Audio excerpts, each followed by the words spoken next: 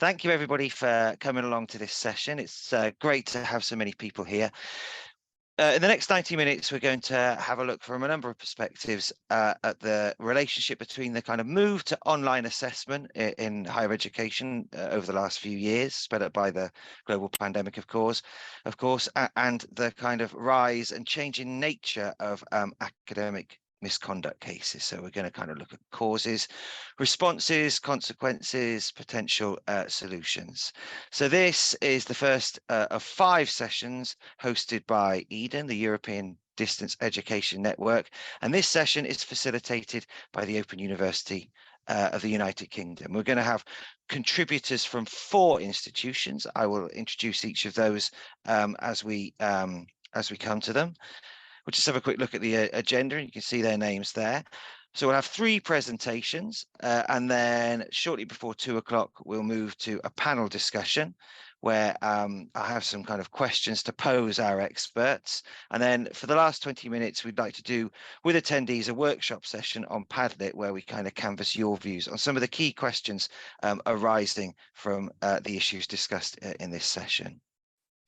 So the agenda is 3 presentations, a panel discussion, and then a workshop.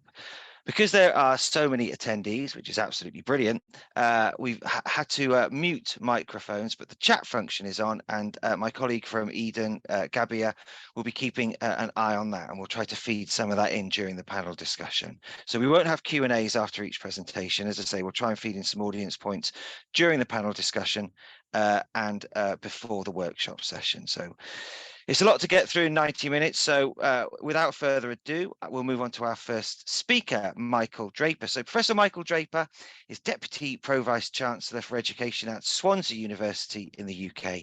He is co-chair of the Welsh Integrity and Assessment Network and a consultant with the UK's Quality Assurance Agency and the Council of Europe's platform on ethics, transparency and integrity in education. Michael, over to you. Thank you very much, Richard, and very good afternoon, everybody. I thought we'd start with an overview of what's been going on with the Council of Europe, and in particular the ESINAD platform. That is the Ethics, Transparency, Integrity in Education platform of that council, because for the last 4 or 5 years, we've been negotiating amongst the member states a recommendation on countering education fraud, which I'm happy to say was passed in July of this year. So I thought it'd be quite useful to just run through, as an overview, some of the key aspects of that recommendation. So I can have next slide, please.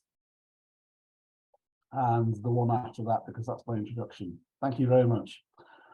Okay, so the purpose of the recommendation itself, which, as I said, has been a negotiated process between the 44 member states of the Council of Europe, is to develop quality education in each member state, but in particular, quality education which is free from fraud in education, with the overarching aim of protecting both pupils and staff and identifying key threats, both in the preamble to the recommendation and also in the explanatory memorandum, which is quite extensive to the recommendation. So that's the purpose of the recommendation, and we'll move on to the next slide, please. So how does that scope play out in relation to membership states? Well, there's been various publications behind the recommendation, one of which is referred to on this slide here. But the key point is that the recommendation seeks to promote and support ethics, transparency, and integrity in education through the relevant platform. But importantly, that it covers all levels of education. Why this is important? Because clearly, students will arrive in higher education having been to school, further education, college, kindergarten, primary school. All levels of education before that matters. It matters because we need to develop principles around academic integrity at the earliest stage possible. So there's a seamless transition into education at a higher educational level, because what we don't want to see is that when we come into HE, students don't have an understanding of the basic principles of academic integrity, because it means that we don't have to spend a good proportion of our time developing those skills, knowledge, and attributes in students from the outset, as opposed to being a continuation of a development that has been seen throughout the education process. Next slide, please. So the recommendation is structured along 4 dimensions: prevention, prosecution, international cooperation. That's important because education fraud is no respect of national boundaries, as you all know. And of course, nothing is worth its salt unless it's actually monitored, and that monitoring is then evaluated and reported on over the next few years of the SNAV platform. So we've already put in place a system of monitoring in relation to this recommendation, and we will be looking at key progress of that recommendation through the various plenary sessions of the council as we go forward. Next slide, please. So, you've jumped me on. So, to promote quality education by eliminating education fraud, it's an aspiration. We know we're never going to eliminate education fraud in its entirety, but we can do our best to do so. So that is aspirational. As I said, we protect everybody at all levels of education, not just staff, not just pupils, but everybody who are key stakeholders in the education process. And that can mean, of course, employers, because as students progress out of education into employment, we need to engage with employers, because academic integrity, we act as a gateway to employment. Therefore, academic integrity is important in that gateway function that higher education institutions have. So we work with employers, as well as parents, as well as trade unions, as well as other particular bodies involved in education, including, of course, government and government ministries. Within that, we are seeking a wide dissemination of the recommendation, which is one of the reasons why I'm presenting here today. So we have awareness raising both here and also in other venues as well of this particular recommendation, with the hope of informing member states and how they should approach basic education fraud in each member state. Next slide, please. The recommendation itself is based on, well, 14 principles. The SNAV principles are set out in the key documentation, but the most important for the purposes of this recommendation are the principles of fairness, honesty, trust, respect, responsibility, and most importantly, courage. This, of course, was the last principle to be introduced by the International Center for Academic Integrity in the US, recognizing, of course, that it takes courage both from the member of staff and also the students themselves to commit to principles of academic integrity. And the point being, of course, is that as the recommendation itself is based on principles, so should activity in member states be based on agreed principles, ideally between, again, the key stakeholders in your national settings. Next slide, please. So the content of the recommendation, there are 14 sections in total. The first 7 are mentioned on this slide. I'm going to pick up a few of these in a moment. So next slide, I'll pick up the next 7. And importantly here at the end, you have monitoring, evaluation, review, and international cooperation, as well as the use of digital solutions, which I think is going to be somewhat of the focus of today's presentations. So they're the 14 sections in total, and I'll go through a couple of them now, if I may, with the next slide. So for those of you who are lawyers, you'll appreciate this slide because it's about definitions. You can't really start on a project or indeed any sort of work without defining what it is you're going to be doing. So basically, we all agree what it is we want to achieve by way of outcome, how we're going to get there. That's based around definitions. So we've come up with a definition of what education fraud is.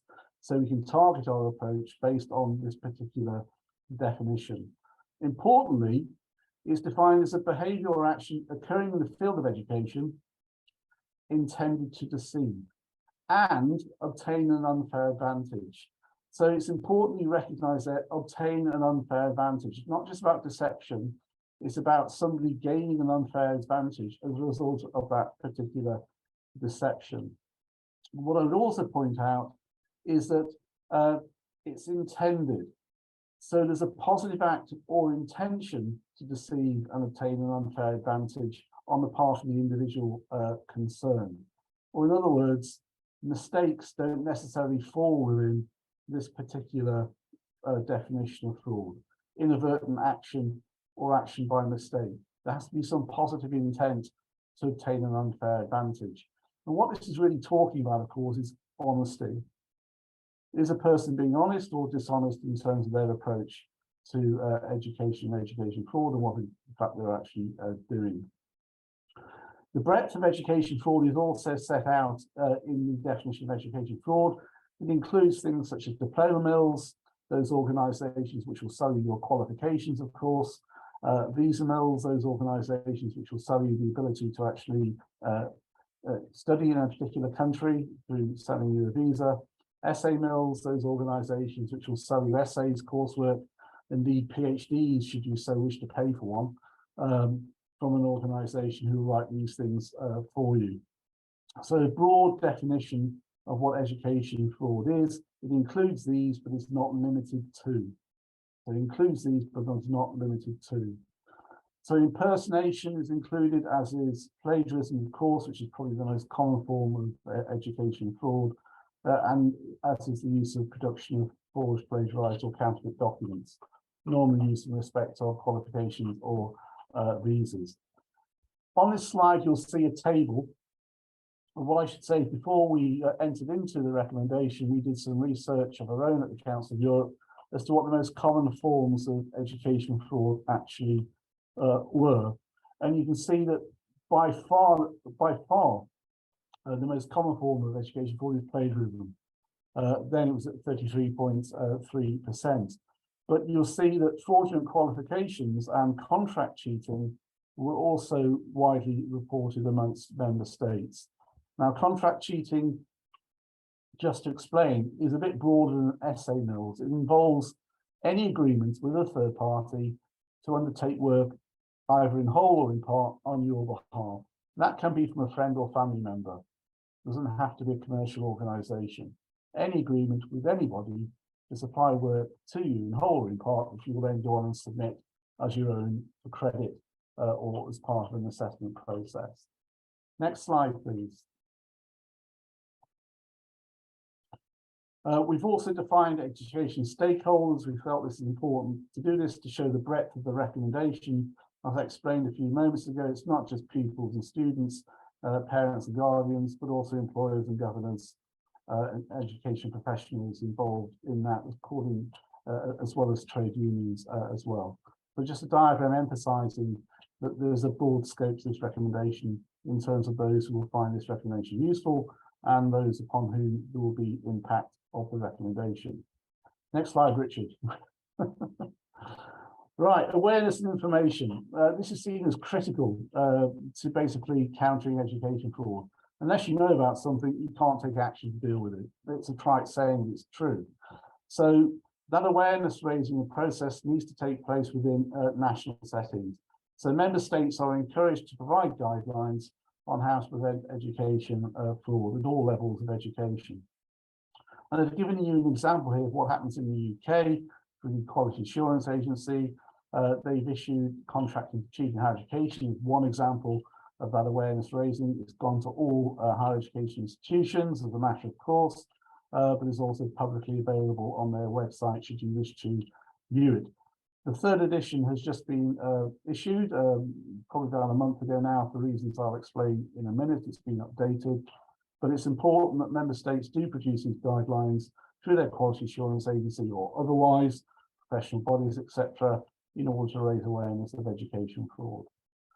Next slide, please. So plagiarism, as I've just highlighted, is probably the most important, or not the most important, the most prevalent form of education fraud that we have. And it's seen as part of the explanatory notes to the recommendation, explanatory memorandum to the recommendation, that it's important we develop in our students critical thinking and academic writing and research skills. This is the prevention theme that plays out throughout the recommendation. That yes, we have to address the fraud when it occurs, or academic misconduct when it occurs, but ideally we ought to be out designing that out through our use of assessment or supporting the students in terms of their skills development, etc. So they have the confidence and indeed the courage to commit their own ideas to paper and utilise their skills as developed in critical thinking. Now, of course, that needs to play out at all levels of education, both at kindergarten, primary, secondary, further education, and higher education. appropriate to those particular settings. So there ought to be part of the curriculum embedded within it, the development of these particular skills. Embedded because if not embedded within the curriculum, students are unlikely to engage as an extracurricular activity. Time is precious, even for students, and therefore we need to make sure it's properly timetabled for them. Next slide. Advertising. Now, each member state are exhorted to actually deal with what is probably the most pernicious part of education fraud, the constant advertising through social media and otherwise. Students are bombarded on a daily basis through social media for adverts for education fraud through the use of essay mills or contract cheating or some other form. It's pretty bad. I've just had another email last week highlighting this problem with nursing students. And students get very upset by it. They think they're being targeted, and they're not. You explain to them, actually everybody's receiving these particular adverts. It's not you, you're not being singled out. So one of the things we suggest that you do with a national setting is to introduce laws. And we've just done that in England. So now we've created a strict liability offence, which makes it an offence to advertise a relevant service. That is basically a commercial service offering commercial education fraud activity, either by way of assignment or otherwise. And by having an offence, what you can then do is go to the social media platforms and say, hold on, you've got a policy in which you will not participate in criminal activity where you're carrying this advert. That's now a criminal offence. Please take it down. So the law can be used to actually make the countering of education fraud, to actually prohibiting it much easier. By creating offences of this nature, you can use that then as a lever against social media platforms and the adverts that they actually carry. We don't anticipate that we'll be able to actually prosecute those that actually place the advert because they operate internationally. It's possible, but much more difficult to do that. It's much easier to go to the social media platforms to do this. So we need to have something in our playbook nationally to allow us to take that action. Next slide, please. Another aspect of the recommendation is to look at codes of ethics to support basically the work we do around academic integrity as opposed to academic misconduct. We see this particularly important, again, playing out at all levels of education. Just to reference here, we did some work here at Swansea, I think about 3 or 4 years ago, when we looked at the standard textbooks for teacher training, for example. We wanted to see what prominence, ethics, and indeed what information was in there in relation to contract cheating and essay mills. Well, we found virtually nothing in relation to contract cheating and essay mills. That was 4 years ago, admittedly. But we have to make sure that whatever we do ethically plays out amongst all levels of education. One of the things we've done in the UK is to introduce a charter for UK higher education, again set out in this slide, which has now been adopted by most higher education institutions within the UK. It's a principled approach to countering education fraud, following on from obviously the EODLW principles. We have 7 principles for academic integrity to be adopted by each institution, whole community approach, both students and staff involved, with consistent and effective policies and practices, recognizing, however, that whilst we work together, there is institutional autonomy, certainly within the UK. So just to note that within my institution here in the UK, to implement this charter this year, we've got 4 streams, work streams in play. One on policies and regulations, one on processes, one on training for students, and one on training for staff. So that's a whole institutional approach involving students and staff to come together to refine and enhance our current approach to academic integrity within the institution. Next slide, please. An example here of a system we have in the UK for checking qualifications, one of the matters identified by the recommendation in relation to education fraud being fake diplomas, fake qualifications.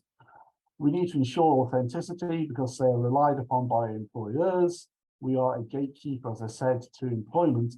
And therefore, in the UK, we have HED, one of the organisations in European-wide where you can actually go along and check the qualification the student claims to have.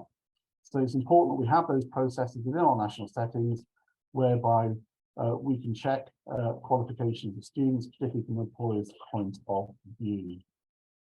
Next slide. Hi, Richard. Yeah, he's moving on. Thank you. Digital solutions. Very importantly, what steps do you take within a national setting to use technology to support academic integrity and use technology to counter academic misconduct? Obviously, text matching software, well known throughout Europe. We use Turnitin here. It's the institution who, I think, about 12 months ago bought out Erkland. So they're probably the biggest player now in Europe. And you can see from the table that, again, that pre-research we did for recommendation, anti-plagiarism solutions, that is Turnitin or equivalent, was the main means by which, of course, we, as an institution or institutions within Europe, adopted to counter education fraud. And to be honest, very little else. And of course, how we use Turnitin is important, whether we use that for formative assessment or summative assessment, whether we allow students to actually submit their assessment and then refine based on the similarity report. These are all individual questions for individual students. But technology has a part to play, both in training, modularization of materials for students, but also in relation to prevention as well. Next slide, please. 2-minute warning, Michael. I think it's your conclusion in any case. I said I keep to 15 minutes. Fair dues. I salute you.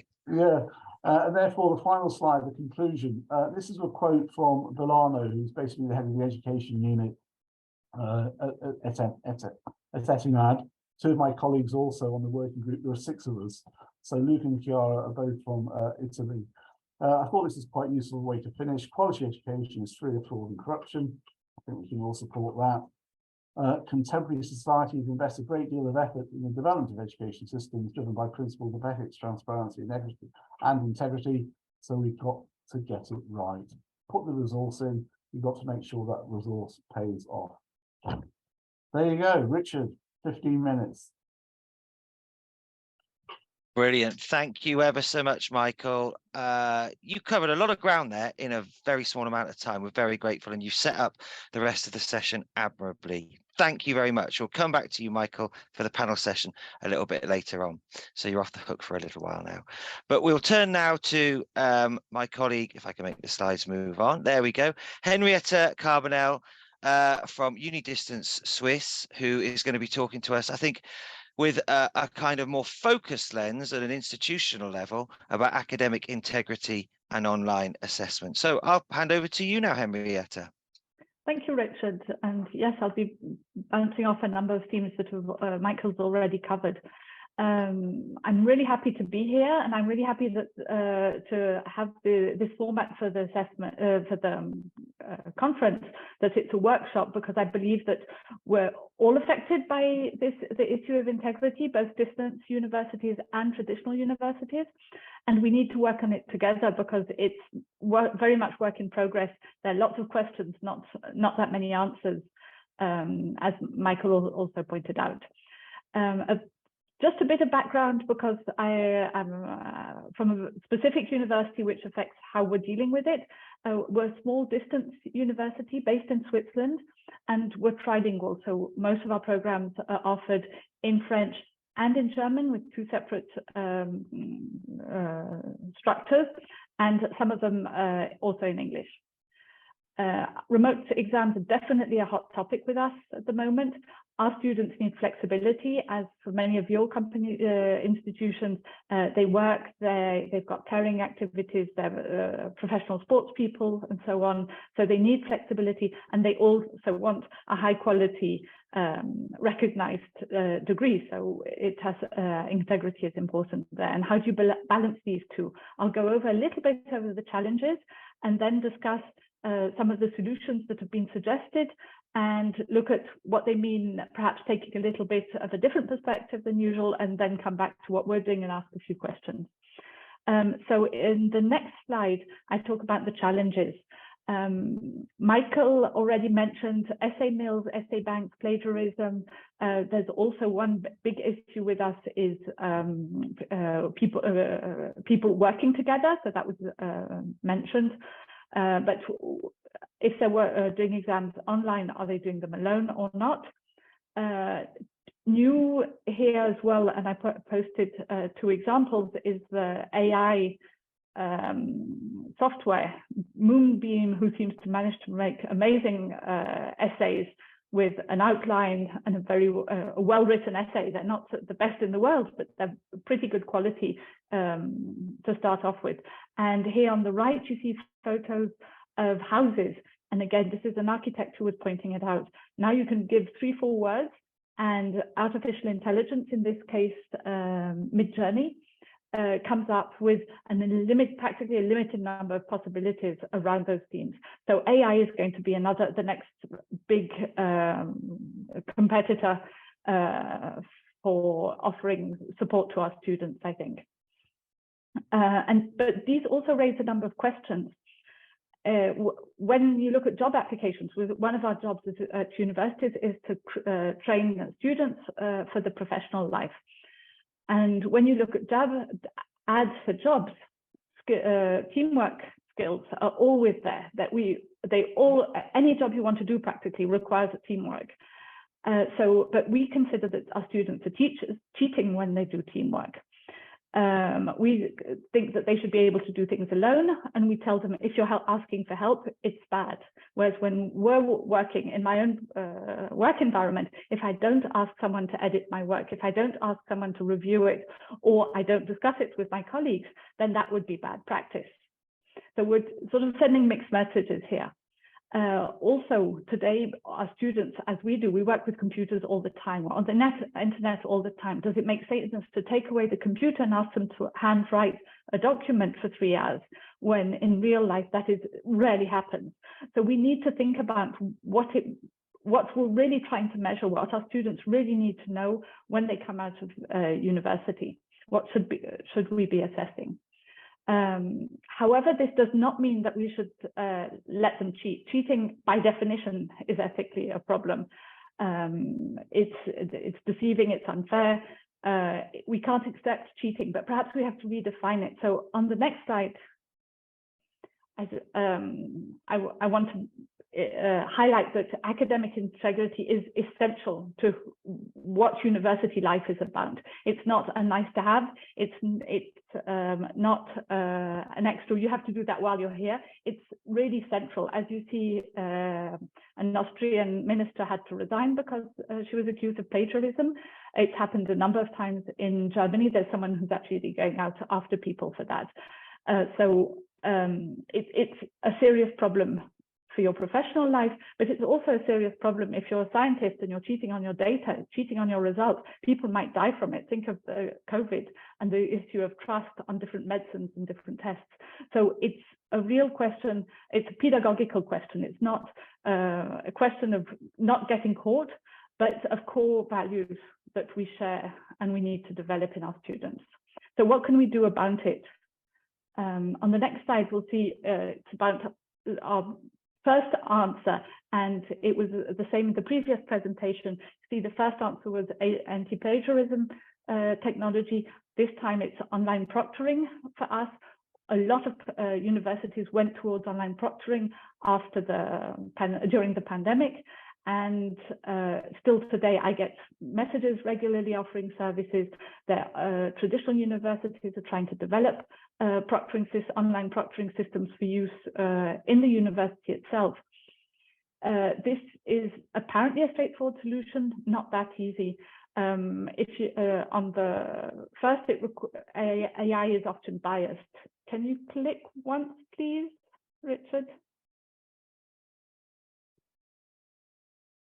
Here, it's the percentage of people who are recognized. So if you're a white male, 99% of the time you'll be recognized by AI and your identity will be accepted. If you're a black female, it goes down to 46% of the time. That means more than half the time, their software won't recognize you, and you'll be told that there's no one in front of the screen, you can't enter, which is sort of stressful in an already very stressful environment. It's also discriminating because you might already be in a challenging situation. If you're sharing a flat, you have caring responsibilities, children, grandparents, whatever, you might not be able to isolate yourself, and you'll get flagged because there's someone in the room, as in this second circle. Also, the costs are high. Richard, please. One more click. Thank you. So these are the costs. If it's hundreds of students, that's a lot of money the companies are making and a lot of money our students are paying each time they have to take a test. And on the next slide, you'll see that research isn't that good. This paper from 2021 shows that, it was a group of 30 students, 6 were told to cheat. They were IT students, so they know how to do that quite well, probably better than average, but none of them were caught. Proctorio in this case didn't flag any of them. What they did, the paper did say it's using such software probably has a placebo effect. Students don't cheat because they think it might work, they think they might be caught, so they'll avoid cheating. I think it also has a placebo effect for universities, institutions. We tick the box, we say we've got proctoring or we've got plagiarism software, so that if you have academic integrity is dealt with, it's done, we can get on to the next problem. And I don't think that's an acceptable solution, especially given the efficacy rate of online proctoring. So proctoring, not only does it not work, it also has very negative effects on what we're trying to achieve in higher education. The question of trust in the next slide, for instance, trust is central to the relationships, it's central to the learning in a higher education environment. We need to build trusting relationships so that students will take the risk to interact. They'll be willing to take risks in their work. They'll be willing to make mistakes and be open to feedback. All that requires trust. Whereas if we're controlling people very strongly and starting from a point of view that they're not trustworthy, that they want to cheat, then you erode the potential for building trustful relationships, as Ross and McLeod wrote in their paper on academic integrity. Also, what works is not necessarily what we want to do. If on the next slide, we see that is what works also what is desirable. In education, you can't just do anything. The means and ends are constitutively related. They both go together. The way you do something also teaches something to the students. If you're beating the students, if it works, I'm not sure it does, but if it worked, that's not a message we would necessarily want to share with our students, that beating is okay to get a result.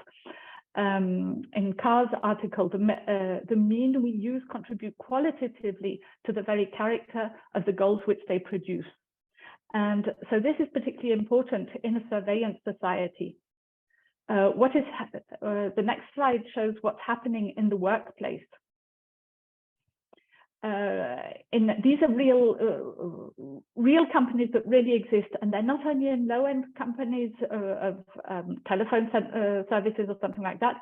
These are also happening in lawyer firms, in journalism. During the pandemic, a lot of software was put into the companies, and so you see here that the boss can has a screen of a print of your screen every minute. They follow how you're typing to make sure what you're doing exactly. And at the end of the day, each employee has a measure of how long they worked, what was efficient, what wasn't efficient. Would you like to work in a company like that? Do you want to train students to accept that sort of surveillance, which means that later they'll accept it in a company or perhaps impose it on their employees later when they're bosses. So I think as a university, we want them to question the surveillance. So imposing surveillance on them through proctoring would be a big issue in our role as educators of critical thinking about society and the society in which we want to live. So I'd suggest, so we need to take a different approach, a trust building approach. In the next slide, I show that it's a multi-layered concept. As we in the work we did with the EODLW and the report we wrote with Klaus-Dieter, who's also here and will be talking afterwards, we need a multi-layered approach. We need to look at all the different elements of how to build trust in making sure the students can trust us and we can trust our students. It's technology, it's institution, it's privacy, reliability and fairness. It's all these different points that we need to look at. So next slide, please. Thank you. This is what we've been trying to do at EODLW. It's still very much work in progress. So we've taken this layered approach where there's lots of different things happening at the same time. We do not use an external online proctoring service, and that's at the moment, it's not at all in the policy. We use a lot more open book exams with a choice of topics, specific context, case studies, things like that. We use low stakes continuous assessment. It's just been taken into the official new strategy that introducing a lot more continuous assessment, because low stakes means that is often related to less cheating. Multiple choice, there's other ways of doing it as well. Multiple choice questions, scrambling the questions, scrambling the answers, random choice from a pool, etc. So it's more difficult to work together. Oral exams have worked very well. I was talking to a math teacher earlier on. He feels very confident that oral exams are a good way of testing and integrity. We do use a plagiarism app, but it is a problem. I mentioned earlier, we have different languages on our institution, and we know that plagiarism software doesn't pick up if you've used one language translated into the other. So they're not perfect, and we need to deal with that more. We also use Zoom during the exams. Some might have the video on. It's also often to give feedback or support if needed. And if there's a problem in the essay itself, we can contact the student. So it also has a positive effect on the students. What I want to say is design out the cheating rather than catch it. And I think that's where we want to move towards. My next slide, please. So all this is my last slide. All this is very much work in progress, as I mentioned at the beginning. How do we, so I've said what I don't want, what I do want. I don't want proctoring. I do online proctoring, at least very strict one. We do want to build trust and integrity. So what could remote exams look like in the university distance of the future? I think there's a lot of things happening in the universities. I know open universities have selected models. We're doing the same here. It would be great to be able to work further on this, perhaps in specific fields as well, look at different things of what's happening in different fields. And we'll be running this spring a 2-3 day workshop on this topic, trying to develop tools for our teachers to work on this further. So if you're interested in joining us, do let me know. My email is here, and we'd be really happy for you to join us for this workshop. So thank you very much. Thanks ever so much, Henrietta. That was absolutely fascinating, and it certainly chimes with a lot of my experiences working at the Open Distance Learning Institution in the UK. So thank you. Also, many apologies for neglecting to introduce you properly when you kicked off, but you did it yourself so brilliantly. So I'm very sorry about that. And thank you for covering my my lapse there. So we'll move now on to our third presentation from my colleague Klaus-Dieter Rossard from the works with me at the Open University of the UK. Klaus-Dieter's head of the School of Languages and Applied Linguistics at the Open University. He's also director of the Open University's assessment programme and chairs a European-wide Future of Online Assessment special interest group, which Henrietta mentioned actually, for the European Association of Distance Teaching Universities. Over to you, Klaus-Dieter. Thank you. And so I want to take you back to what I call the steady state in 2018, and I want to do that by way of introducing our institution. And I think it'll be become clear towards the end why I'm doing that. But 2018, that was pre-pandemic. That was when the world seemed just, essay mills wasn't quite such a big topic. And it was our systems for academic conduct and monitoring it and spotting it and dealing with it was based on the institution that you can see. You've got the shaded picture here with some of the numbers of students. They've changed by now, but the point that I'm trying to make here, it's a big institution and it's a complex process.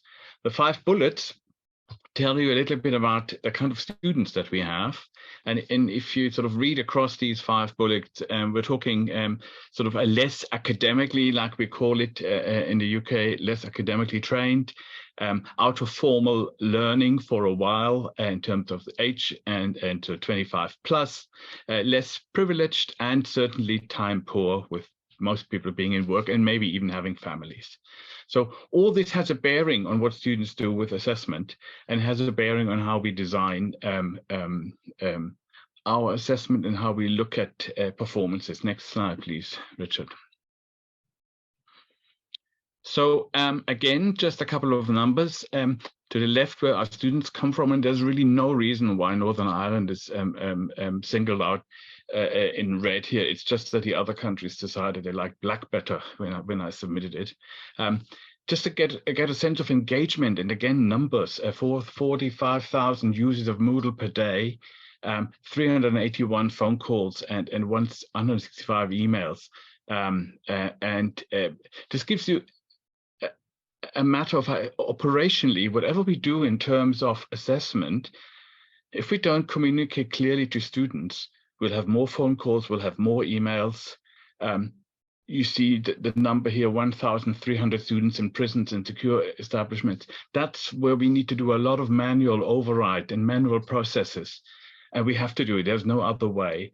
Otherwise, we really try to avoid anything that requires manual processes, which means we have to get it right in the first place. And this is why we then really started on the next slide, please, on a big review of our academic conduct.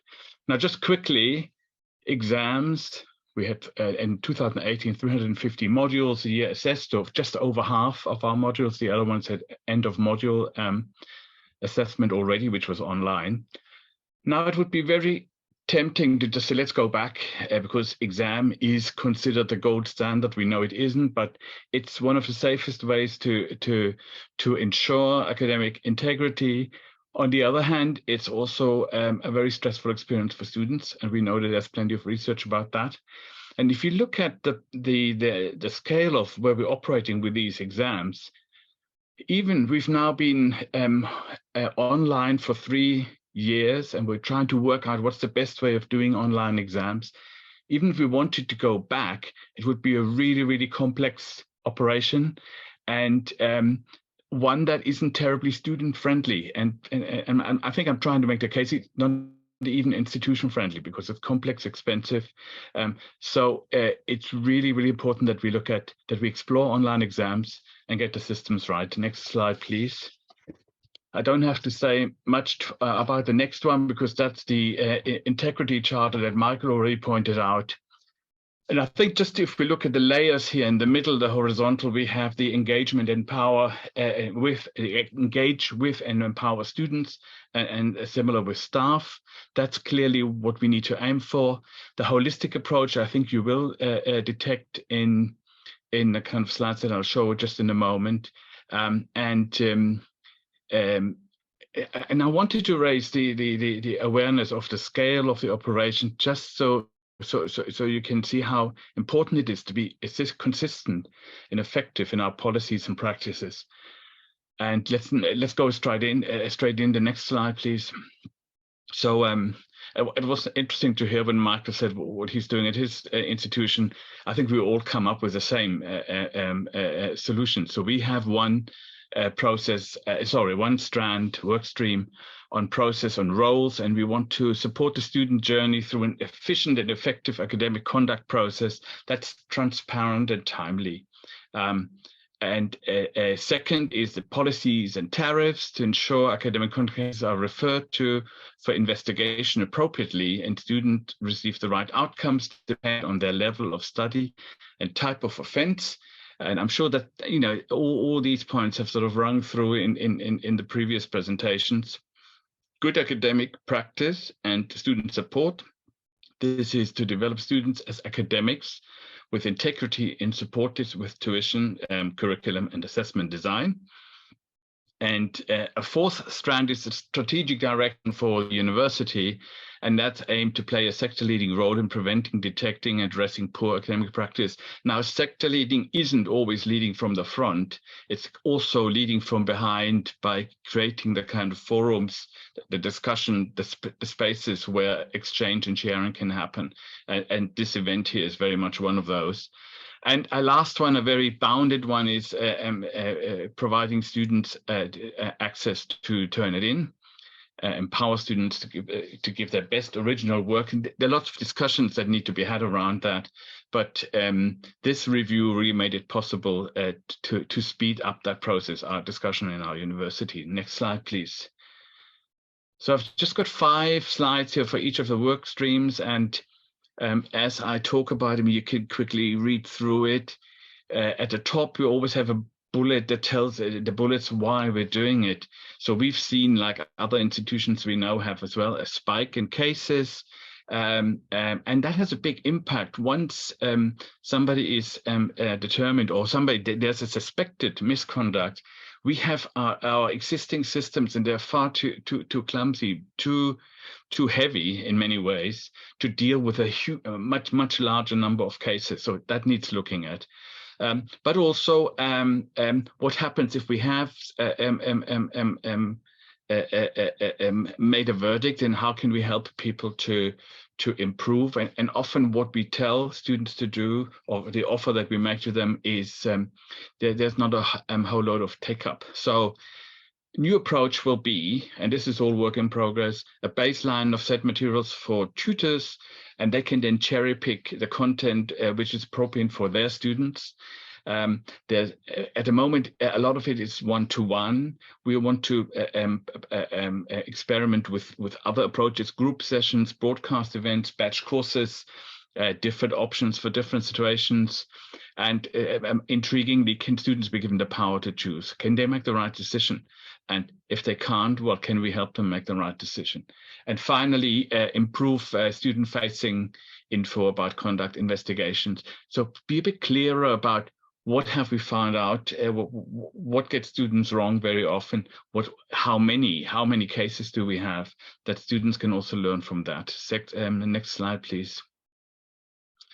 The second work stream then is about policy and tariffs. It's important that we detect cases early and that we respond appropriately and effectively track repeat offenders, because that will then also be important to know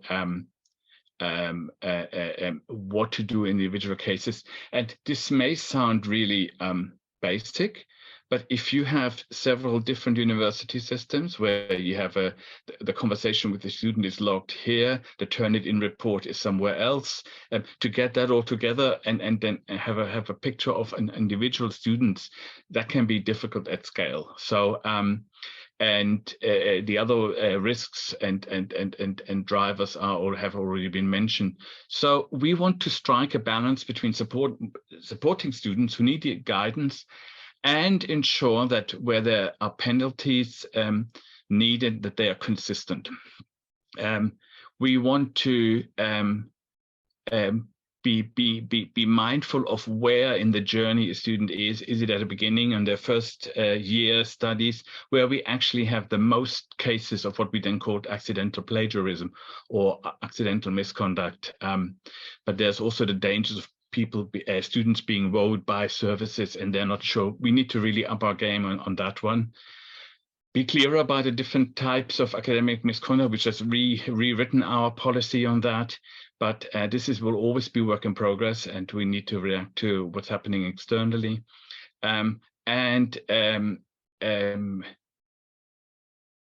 the fourth item is essentially, this is about technology-assisted support for students.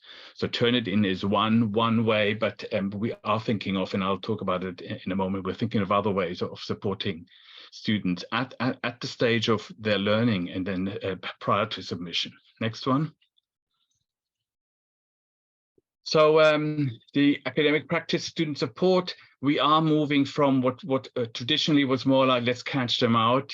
Just like Henrietta said, we really want to embed good academic practice from the word go. We want to be more proactive and prevent and support and give students the power to do the right thing based on the right information.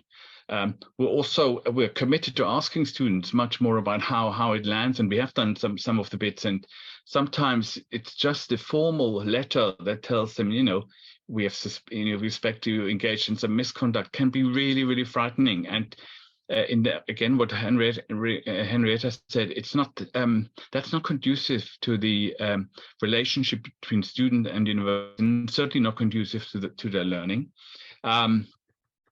We want to improve student-facing resources and embed them into induction, teaching, and curriculum content, develop a toolkit for the academic community, where we can bring in also all our principles and guidance on how to embed academic conduct into the curriculum, teaching, and assessment. And this, what many people have said, design out misconduct from assessment.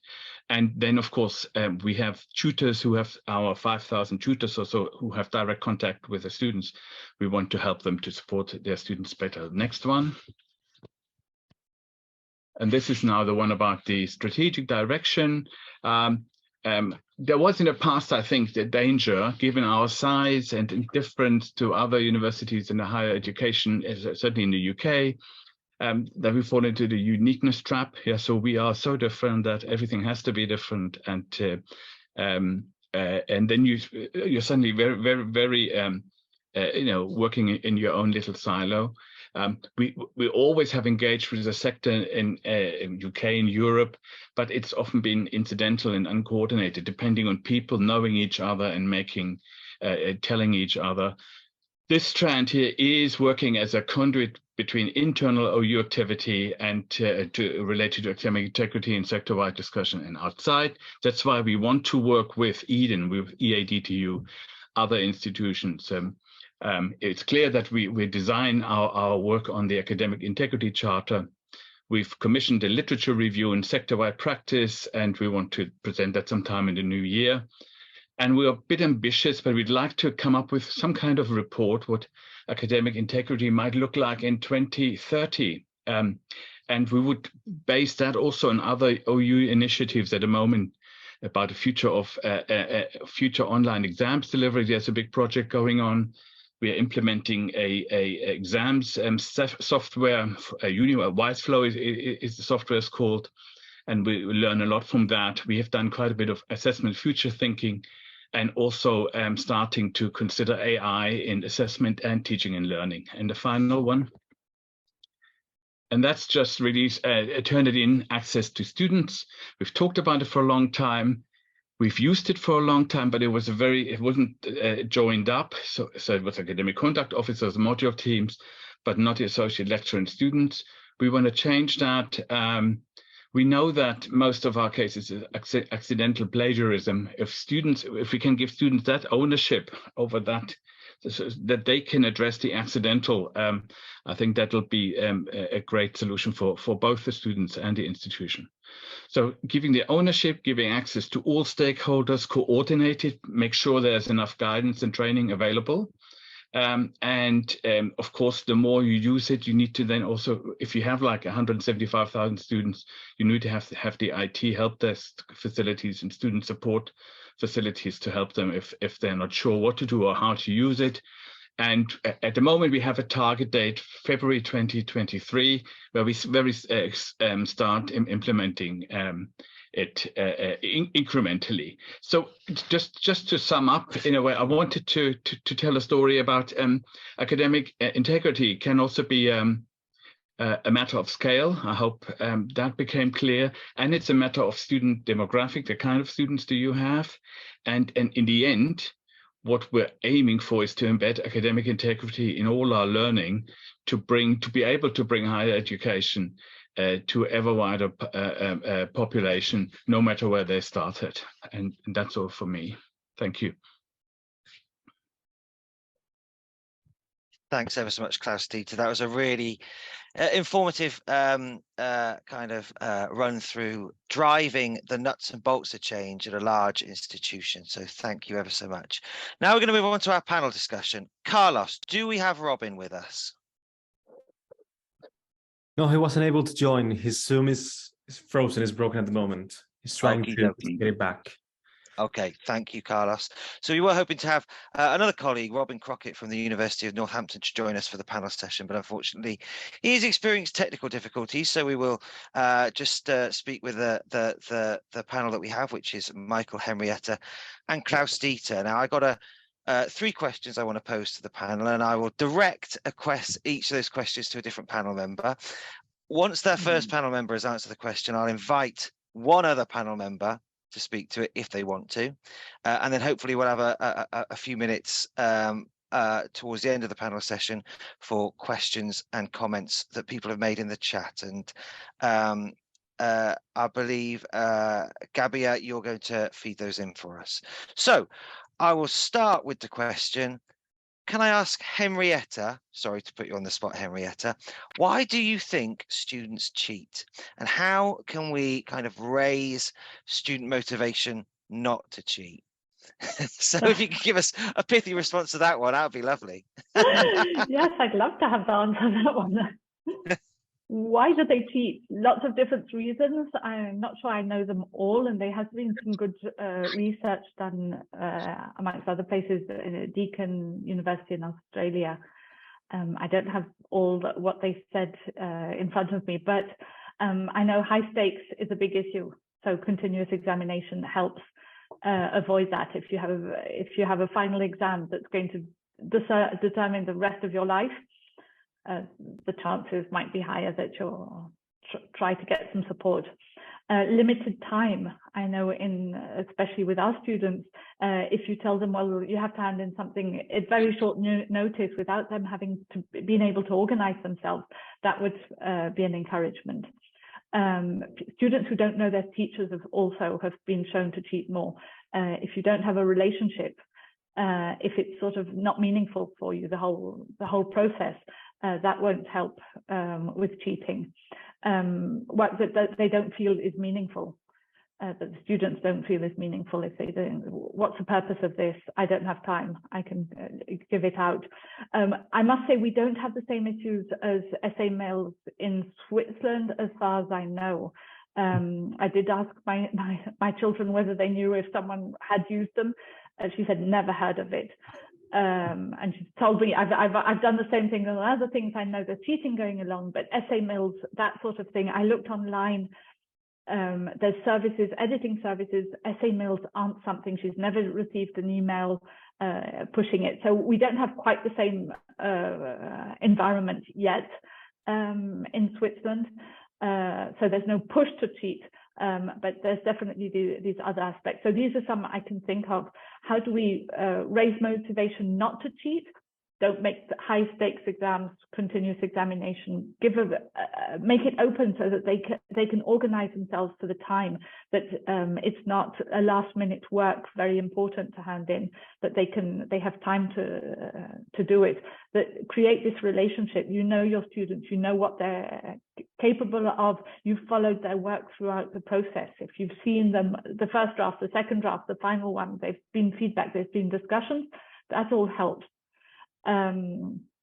Let the students choose as well. I think an element of choice in the students' work is very important. If they can make it related to their context, related to what they're interested in. Why cheat? You want the real answer. You want to know the example of how it's going to work. It doesn't work for everything, but these are things that can help. Yeah. Can I comment on that, Richard? Of course, over to you, Michael. Henrietta, that was brilliant. But three main issues, just summarising what Henrietta said. Opportunity is the first one. That comes down to assessment design, assessment setting. Pressure is the second one. Students feel under pressure for various reasons: financial, time, misunderstanding, don't know. And the third one is rationalization, that moral element. You make a decision to do what you do by way of academic misconduct. Why do you do that? Well, usually because everybody else is doing it, no one else is getting caught, and it's not a criminal offense. So all reasons why you rationalize, but some research recently in the States, which I found quite interesting, students cheat because if institutions provide remote assessments, they expect you to cheat. They don't take assessment seriously. And that's come out in the United States recently by way of research, which I found quite interesting because I've not seen that before. Thanks, Michael. That's really helpful. So can I follow up with you then, Michael, and pose another question, which is related, which is there a point at which we do or should trust students to have academic integrity? So if you think about a PhD student, you know, the kind of the assumption is it's their own work, you know. A first year student, there's maybe a kind of concern running right through that, you know, they may not be aware of academic, you know, the principles of academic integrity. So there's an issue of levels here, which plays into, you know, when we trust students or how far we trust students at different stages of their study. Do you have any thoughts on, you know, how we can kind of, you know, pin that down and how we respond to those kind of, you know, issues at different levels? Yeah, I was asked that question actually last year. Do I trust my students? My answer was no. And somewhat shocked to that. I said, look, when students come into higher education, do I know that they've been trained in academic integrity skills? Do I know that they've been supported to develop these particular skills, knowledge, and attributes required for academic integrity? I don't. So therefore, why should I trust? When you go to a hairdresser or a doctor, you trust them because they've got qualifications, they've got experience, they've been doing the job for a certain period of time. Therefore, I can only say I can trust my students if I've done my best to actually train them in the skills of academic integrity, that I've given them the knowledge, skills, and attributes. Once they've got the knowledge, skills, and attributes, then I will trust them to do the right thing. But until I know they've actually developed those skills, I shouldn't be trusting. I don't think it's my role to trust in those circumstances. So I know it was probably a bit shocking to say no, but that's my rationale for it, that we need to actually support our students to develop the relevant skills before we start trusting them. Thank you, Michael. Of course. Over to you, Klaus. It really raises an interesting question here. When can you trust your students? And I've been thinking about that in the context of future of assessment. And I asked people about experiences of past assessment, and one colleague just described her Viva as one of the best experiences of her life, you know, where she presented her work at a PhD, and you know the examiners were interested in how she got to it, and you know what her conclusions were and all that. And so clearly at that stage we're talking about academics at a different stage of their career, somebody at the beginning, other ones a little bit further along. Now that would be the contrast is somebody arriving at your first course at a university, maybe with only one A level, like our students. Clearly, you have no idea what they know, so you want to support them. Now, my question here is, at what stage do you switch from saying, well, they probably don't know, and then actually, I think I can trust them now? Should that be somewhere at the end of the undergrad degree, or do we say this is more likely a postgrad degree, like a master's? So I think that's something where we need to, as researchers and practitioners, need to get a sense of when can we start trusting them, and if we think we can't trust them earlier on in their studies, then I come back to what kind of relationship is that with your student, and what can we do to help bring that moment forward that we can trust students. And can I just, another quick one, when you manage a doctor, yes, I'd rather have a doctor with a qualification than with none. But if you then have the choice in a hospital with a just recently graduated doctor, Yeah, and then somebody who's done it for 15 years, I go for the one with the 15 years probably, even though the younger doctor will have much more up-to-date knowledge. So there's something about trusting people as practitioners in their field as well.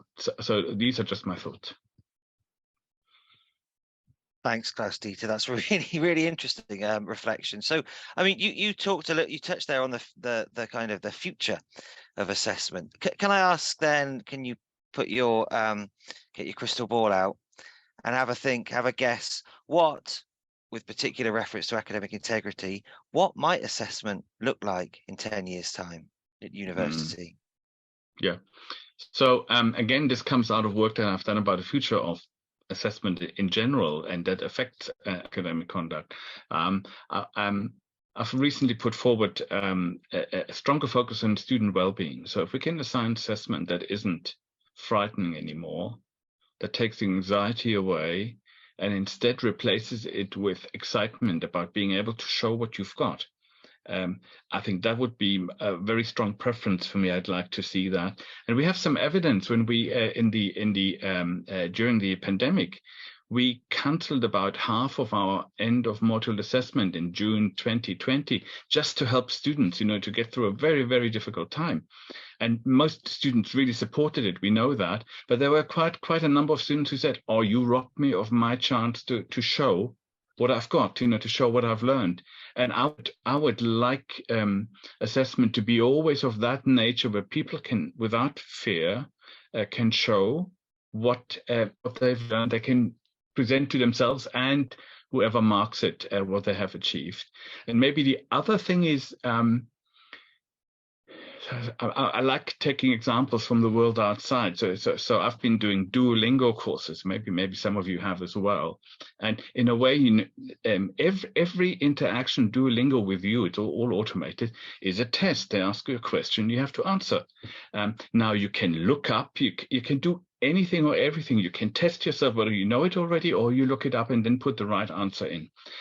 So basically, I decide to what level I engage with the learning first and then answer the question, or just give it a go. And yes, of course I could cheat and have perfect records, but I would only cheat myself, and it's almost it's not worth it. It's too bothersome to cheat. So can we have assessment, not just in Duolingo, but in higher education, where just thinking about ways of cheating is so cumbersome that you might as well just actually do the right exam. So these are sort of my slightly polemic proposals here. Thanks, Klaus-Dieter. Henrietta or Michael, anything you'd like to add on that question of the future of assessments in terms of academic integrity?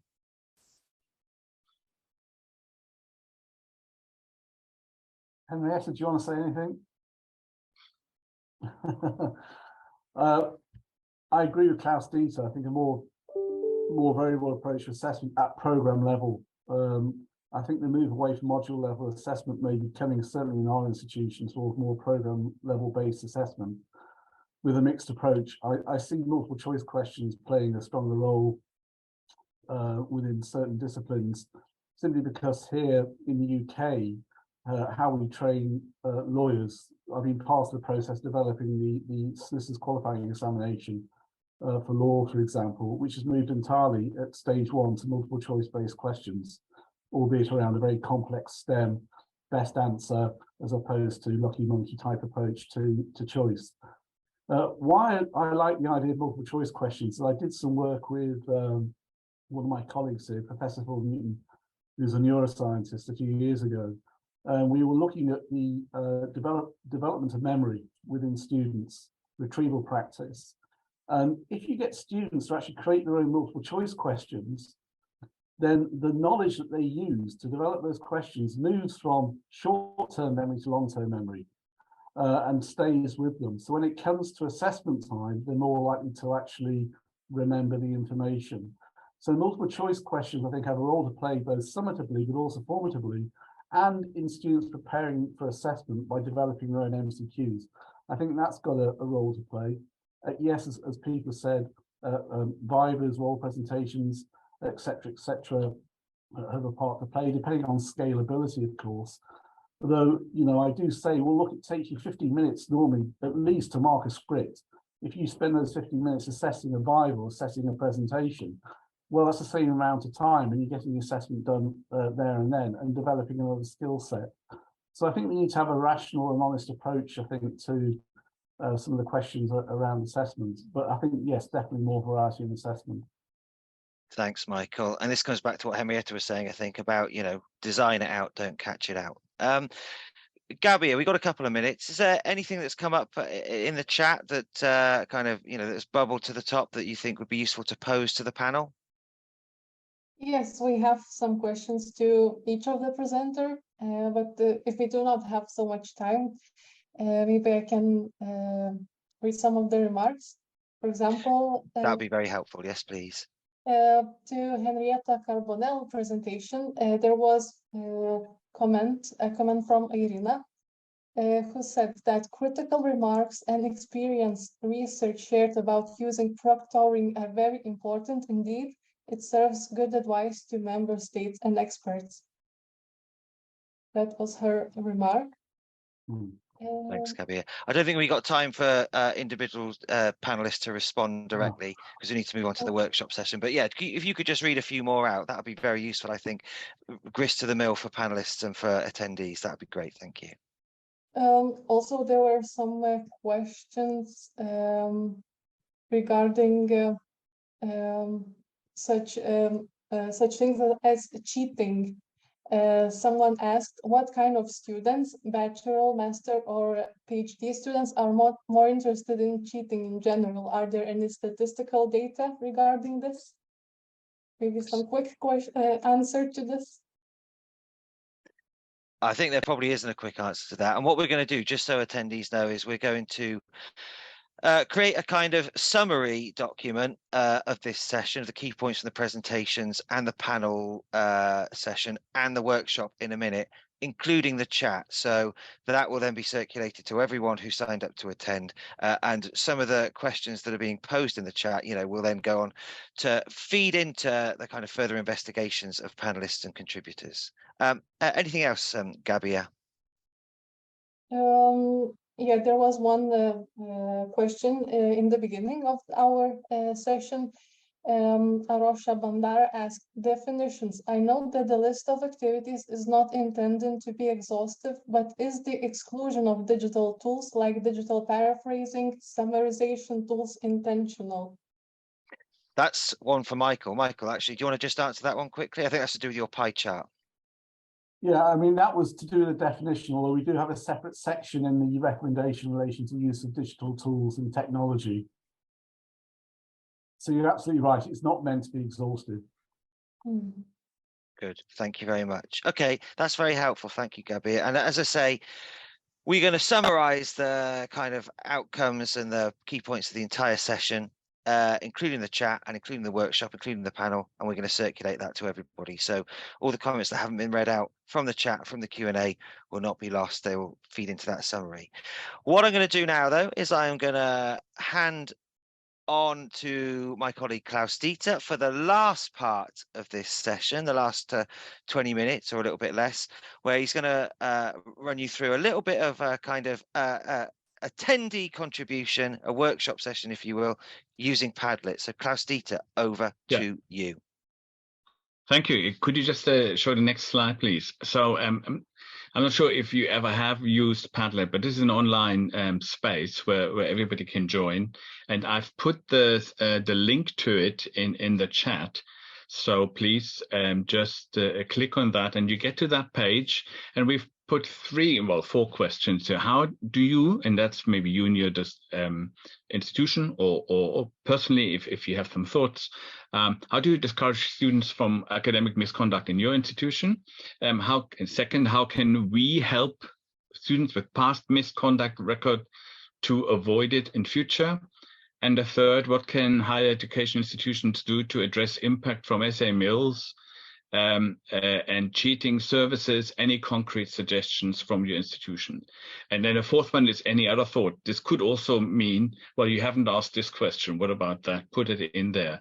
As for how do you have to do it, have a look at to the right how to use it. If you click on the plus sign, you get a window opens. it says something about subject, you can forget that. Just type in your comment. But if you want, type in your name or your institution so we can get a sense of, where's this idea coming from. And Richard has just posted it again. I will, and this is maybe a bit unusual now, but I'm going to give like 10 minutes where I'm not going to say anything. And I just want you to go into Padlet and start doing something. I'm not sure. Can I just test, Henrietta? Have you done the link? Have you looked at the link? Yes, it works.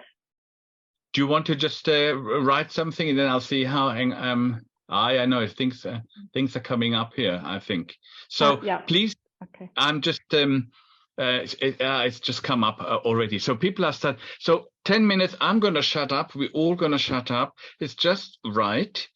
Any of the questions. If you find an interesting comment, you can also comment on somebody else's comment, and we get a bit of a conversation going. And this will, this will be open for the rest of the day until maybe later. I'll just go down to it, and in a moment I'll start sharing my screen so we can actually see live what's happening in that space. So let me just do that now. Thanks, Richard.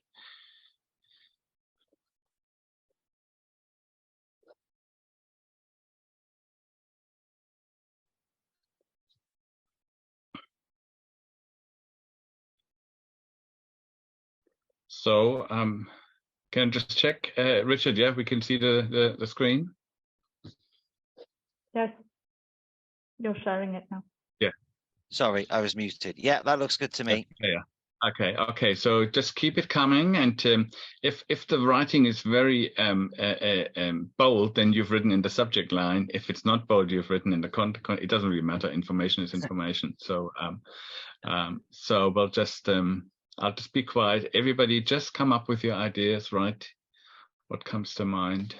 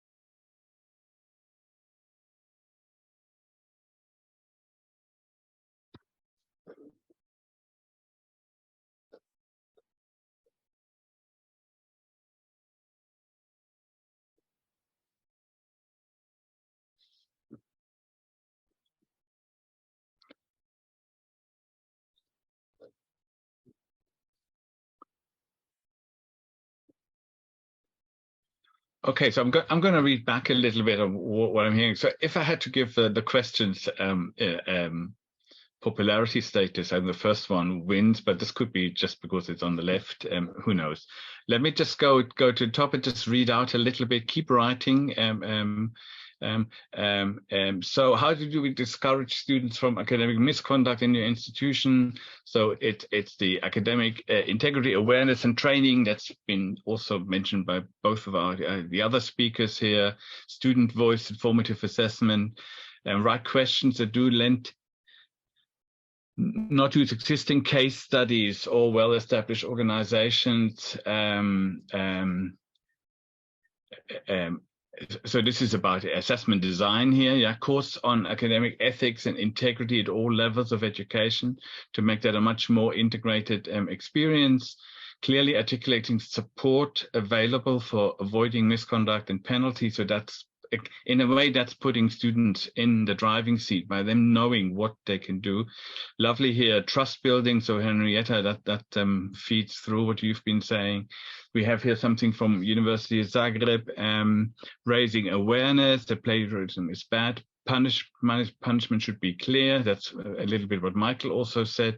Trying to modify assessment so it requires higher level understanding on the subject. That's often mentioned. You just have a higher level skills tested. And while we're at it, I mean, we're looking in my institution about how we can farm out the lower skills to appropriate software, using artificial intelligence as well. So raising the awareness of the integrity, how important it is for the future, and here in Ecuador, that the purpose of exams contributing to professional academic formation. It's part of their learning. The academic integrity is just another form of integrity, and that is clearly used and needed in the work. Then we have a suggestion here: small group learning, practical relevance. You can all, I'm just going to go quickly to the next question, but you can, as you are on that site, it's live, you can scroll through it. And I just want to catch some on the, how can we help people who've had a record in the past to avoid it in the future? Interesting, training and using principles of restorative justice, understanding the long-term consequences of cheating, extra support, helping them actually not getting in the situation ever again by, for example, giving Turnitin, help with past misconduct. Individual support sessions are important. Teach students how to take notes, assign a mentor to the student, and extend small examples of trusting them. That's an interesting comment. I mean, this would be, if we had more time for discussion, I would like to, what does that mean? It sounds the right way, but what does a small example of trusting mean? Maybe it is about, as you communicate with a student and you can gauge, is it said here, where the student is at and whether you can start trusting, get more trust in the relationship. Academic praise their progress. So this is about positive reinforcement. And this is an interesting one. Go more into the reasons of cheating, and it kind of occurred to me when I listened to all our talks, it is so difficult to find out why people cheat because you don't talk about it. How do we get students in a room where they feel safe that they can talk about it without legal or any other impact? I don't think we've mastered that just yet. Academic integrity as a transversal competence to be developed within formal degrees and ethics. So I'm going to just very quickly, what can HEIs do to address the impact on essay mills, cheating services? Let's say what we have here. So ultimately, the more we know about our students, the more we can actually say whether they have done it or somebody else has done it for them. That sounds good. I mean, we need to check that in practice. I know that AI is actually very, very good at mimicking styles as well, or it's becoming very good. But the next comment about personal tutors, making those channels of communication open. There's something about social media platforms, working with students and talking about it. There's no quick answer. I think we can agree to that. But what I like about what people have come up here is it's actually the human interaction that we really talk to students. And Michael talked about how easily we are lured into a service that sounds really harmless. And we can help people do that. And we kind of manage it a little bit with phishing and the kind of those kind of email things. We're much more literate. Can we get some kind of SML literacy or fraud detection literacy that we just develop?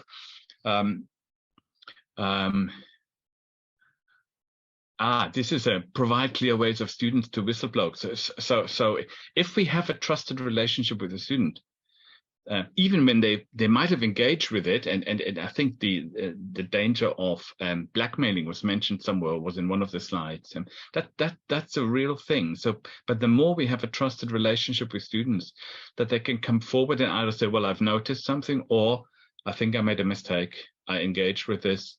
And if we have if we have the relationship and the processes that they can share that with us in confidence, I think that's probably a really big one in that whole space.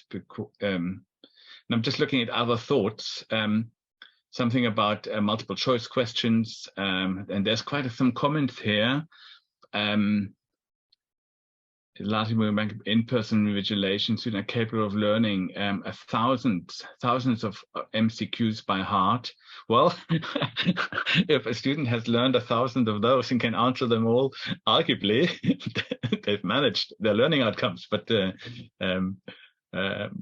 must there be misconduct and poor academic practice? Absolutely. I think we need to be really clear on that. I'm just looking at the time. I'm gonna stop here. You have the resource. That site will not go away. You can look at it. But tonight I'm gonna, in a sense, close it down by producing a PDF that can be shared, and you've got it all on a nice document.